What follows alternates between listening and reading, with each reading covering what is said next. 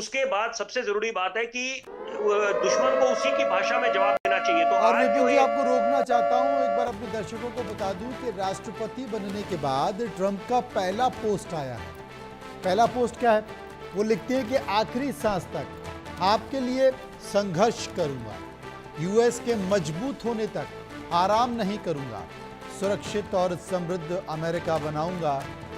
Trump ये America का सुनहरा युग होगा, ये ट्रंप लिखते हैं।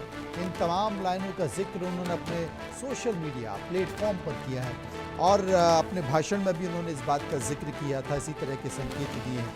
उन्होंने कहा था कि एक बेहतर अमेरिका बनाया जाएगा और हमारे स्वर्णिम काल की अभी ये शुरुआत है। इसी से उन्होंने शुरुआत की थी अपने भाषण की और इसी पर उन्होंने ख़त्म किया है। मुझे लगता है कि उत्साह से काफ़ी लबरेज हैं, अपने 47वें राष्ट्रपति के रूप में शपथ ली है। बहुत सारे चैलेंजेस हैं, महंगाई की स्थिति ठीक नहीं है अमेरिका की लगातार कर्ज बढ़ता जा रहा है, इसे लेकर चर्चा हो रही है। लेकिन इन सब के बीच एक बात और है और वो बात है भारत से जुड़ी हुई, देश के प्रधानमंत्री नरेंद्र मोदी से जुड़ी हुई कि आखिर एस जयशंकर ऐसा कौन सा गुप्त पत्र लेकर गए हैं डोनाल्ड ट्रंप के लिए और उस पत्र में क्या बातें हैं। मनोज कुमार मेरे साथ मौजूद हैं। मनोज साहब, इसके पहले भी हमने देखा है कि दोनों की जो बॉडी लैंग्वेज है या दोनों के जो रिश्ता है वो एक अलग ही संकेत देता हुआ दिखाई देता है। यहाँ तक कि पिछली बार अगर देखा जाए तो यहाँ तक कि देश के प्रधानमंत्री नरेंद्र मोदी ने एक कार्यक्रम ने ये तक कह दिया था कि अब की बार ट्रंप की सरकार। ये बताता है कि जुगलबंदी कैसी है। लेकिन जयशंकर साहब पत्र लेकर पहुंचे हैं और उस पत्र में बधाई तो स्वाभाविक तौर पर होगी, लेकिन कुछ संकेत भी होंगे। क्या संकेत, अंदाजा मनोज जी? और एक प्रोटोकॉल है और उस प्रोटोकॉल के नाते एक प्रधानमंत्री का अमेरिका के राष्ट्रपति को एक बधाई संदेश गया होगा और ऑब्वियसली कि उसमें जो आज के समय में पूरे विश्व में जो एक चुनौती है जिसकी वो चर्चा कर रहे हैं, ऑब्वियसली कि भारत का जो पक्ष है वो उसमें रखा गया होगा। और अभी इसमें तो हम लोग अंदाजा नहीं लगा सकते, लेकिन अगर आप पिछला इतिहास देखें दोनों का तो आप देख सकते हैं कि ट्रंप खुद मोदी जी को बोला है कि he is the big tough bargainer.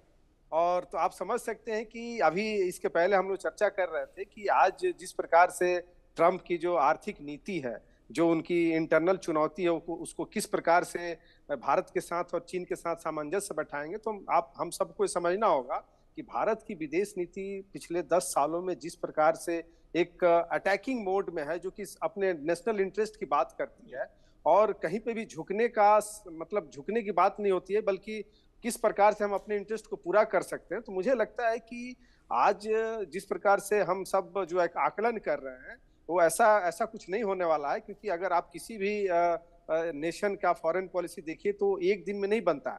तो अमेरिका की जो फॉरेन पॉलिसीज रही है भारत को लेके, वो चाहे रिपब्लिकन्स रहे हो या डेमोक्रेट्स रहे हो, और भारत की भी जो फॉरेन पॉलिसीज है उसमें आपको अगर आप देखेंगे तो कुछ सामंजस्य है, क्योंकि आप ट्रेड आज के डेट में इस ग्लोबलाइजेशन के आने के बाद से कोई भी देश अपने आप में इंडिपेंडेंट नहीं है और सबको एक दूसरे की जरूरत है। और उसमें भारत एक विश्व का सबसे बड़ा मार्केट है, सबसे बड़ा यहाँ पे एक कंज्यूमर है जिसको कोई भी देश इग्नोर नहीं कर सकता। रही बात कि हम ऑब्वियसली कि हम 5 ट्रिलियन इकोनॉमी बनने के लिए काम कर रहे हैं और अमेरिका अपने आप को ग्लोरियस शुरुआत करने की बात कर रहा है, वो हम इंडिया फर्स्ट की बात कर रहे हैं, अमेरिका फर्स्ट की बात कर रहा है। तो मुझे लगता है कि इन दोनों की नीति कहीं ना कहीं नेशनल इंटरेस्ट से जुड़ी हुई है और जो विश्व में जिस प्रकार से एक अशांति का दौर चल रहा है, वो चाहे अर्थव्यवस्था को लेके हो या सुरक्षा को लेके हो या वार को लेके हो, तो मुझे लगता नहीं है कि ये दोनों देश मिलकर ट्रेड वार की कोई शुरुआत करेंगे।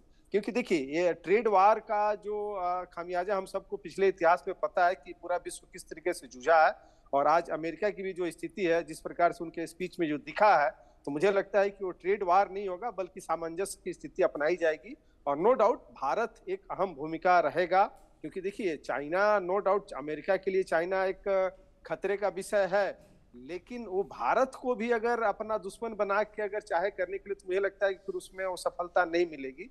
और ऑब्वियस है कि जिस प्रकार से साउथ एशिया रीजन में आप देख लीजिए, चाहे बांग्लादेश का पोजीशन हो, श्रीलंका का हो, पाकिस्तान का हो, अफगानिस्तान का हो, तो सारे जगह पॉलिटिकल इंस्टेबिलिटी है। भारत ही एक ऐसा नेशन है जो पिछले 10-12 सालों में जिस प्रकार से एक पॉलिटिकल स्टेबिलिटी देते हुए पूरे विश्व को एक मैसेज दे रहा है हर चीज में, वो चाहे टेक्नोलॉजी के माध्यम से हो। आप देख सकते हैं वैक्सीन में भारत में किस प्रकार से जो फॉरेन पॉलिसीज में जो वर्ल्ड पॉलिटिक्स और जियो पॉलिटिक्स का ध्यान रखा जाता है उसको रखा गया। तो भारत में कहीं ना कहीं ये संभावनाएं हैं और इसको पूरा विश्व समझता है और ट्रम्प भी समझते हैं। अगर आप ट्रम्प का अगर स्पीच देखिए तो बात कर रहे हैं सॉवरेन स्टेट की बात कर रहे हैं, सोशल जस्टिस की बात कर रहे हैं, सुरक्षा की बात कर रहे हैं, जो कि भारत इन सब चीजों पे काम कर रहा है। तो मुझे लगता है कि दोनों में समानताएं हैं और ये लोग अच्छा रिजल्ट आएगा आने वाले दिनों में, मैं ये कहना चाहता हूँ।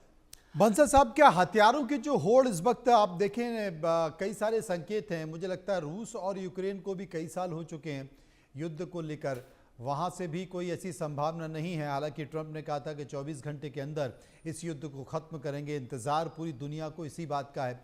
हमास और इजराइल को लेकर एक सकारात्मक संकेत निकल कर आए और शायद जो अच्छे भी हैं, लेकिन जिस तरीके से एक हथियारों की होड़ लगी हुई थी पूरे विश्व में, खासकर युद्ध में, और ये कहा जाता है कि कोई और नहीं बल्कि जो वेपन्स लॉबी है, जो डिफेंस लॉबी है, वो सबसे मजबूत लॉबी अमेरिका की है। अगर ट्रंप ये संकेत दे रहे हैं कि वो युद्ध खत्म करेंगे, वो शांति का संकेत देंगे, तो क्या डिफेंस लॉबी या हथियार की लॉबी या खुद अमेरिका जो जिसका एक बड़ा आर्थिक स्रोत है कर पाएगा? देखिए, जहां तक डिफेंस लॉबी की बात है, उनको दो तरह का मार्केट है। एक तो अपने कंट्री के अंदर में है, एक बाहर का है। तो जो उनके अपने कंट्री में भी बहुत हथियार उनको चाहिए हैं, और अभी जो अमेरिका दो डिफेंस के बड़े बड़े प्रोजेक्ट पे काम कर रहा है, एक तो जिस तरह से